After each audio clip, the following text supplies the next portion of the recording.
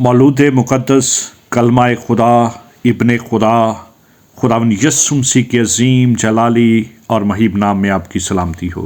Video को like share और comments ज़रूर किया करें, और अगर अभी तक आपने हमारे यूट्यूब चैनल को सब्सक्राइब नहीं किया तो सब्सक्राइब करके इसका बेल आइकन ऑन कर लें।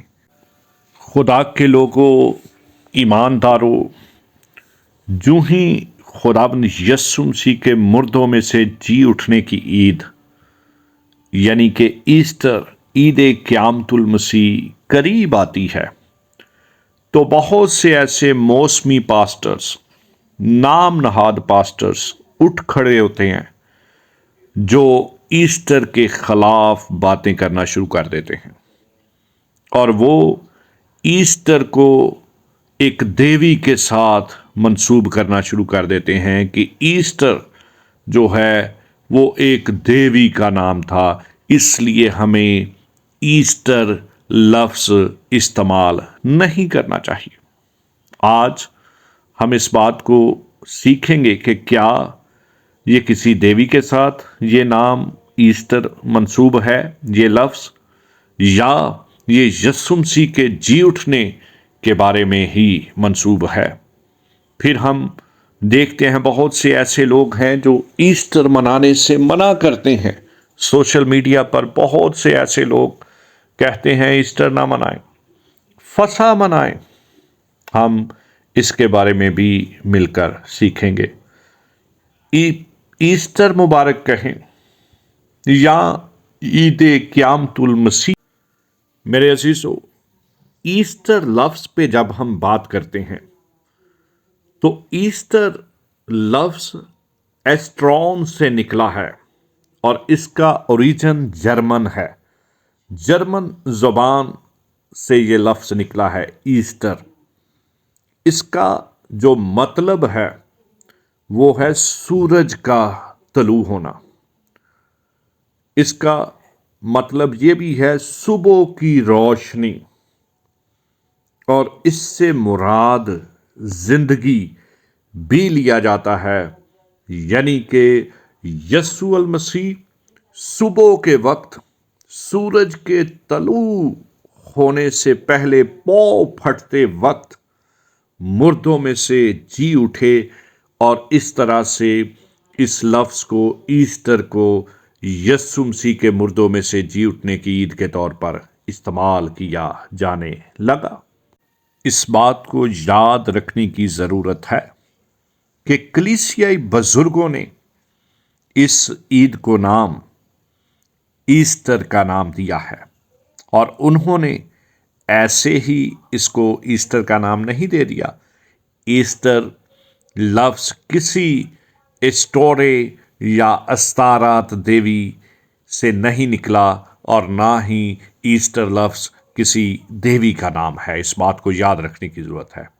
इसलिए हमें एक दूसरे को हैप्पी ईस्टर कहना चाहिए। हम एक दूसरे को हैप्पी ईस्टर कहें, क्योंकि ये यस्सु मसीह के मुर्दों में से जी उठने की ईद है, क्योंकि ये दिन शैतान की, अबलीस की शिकस्त का दिन है। यस्सु मसीह ने कब्र, मौत और शैतान पर फतह हासिल की, और अबलीस कभी नहीं चाहता कि लोग इस दिन को मनाएं और इस दिन पर यस्सु मसीह के मुर्दों में से जी उठने का इजहार करें। इसी तरह सोशल मीडिया पर कुछ ऐसे लोग भी हमें मिलते हैं जो इस बात की तालीम दे रहे हैं कि ईस्टर ना मनाएं, फसह मनाएं। जो मसीहानिक ज्यूज़ हैं वो इस तरह की तालीमात लोगों को सोशल मीडिया पर दे रहे हैं कि लोग फसह मनाएं, वो ईस्टर ना मनाएं। इस बात को याद रखने की ज़रूरत है कि फसह यहूदियों की ईद है, और वो इस याद में मनाई जाती थी। ये पहली ईद थी जिसे खुदा ने यहूदियों पर वाजिब करार दिया, फ़र्ज़ करार दिया कि हर एक यहूदी जो 20 साल का या उससे ऊपर है वो ईद मनाने के लिए हैकल में जाए और कुर्बानी गुजराने। اور فسا اس یاد میں منائی جاتی تھی کہ کس طرح سے خدا نے بنی اسرائیل قوم کو مصریوں کی غلامی سے آزادی بخشی اور خدا انہیں مصر سے نکال لایا۔ خدا کا کلام بڑے واضح طور پر فرماتا ہے کہ ہمارا بھی فسح قربان ہوا، آؤ ہم عید کریں۔ ہمارا فسح یسوع مسیح ہے، وہ قربان ہوا، اس نے صلیب پر اپنی جان دی اور وہ مر گیا، اسے دفن کیا گیا اور وہ تیسرے دن مردوں میں سے جی اٹھا۔ آؤ ہم عید کریں، خوشی کریں اس کے مردوں میں سے جی اٹھنے کی۔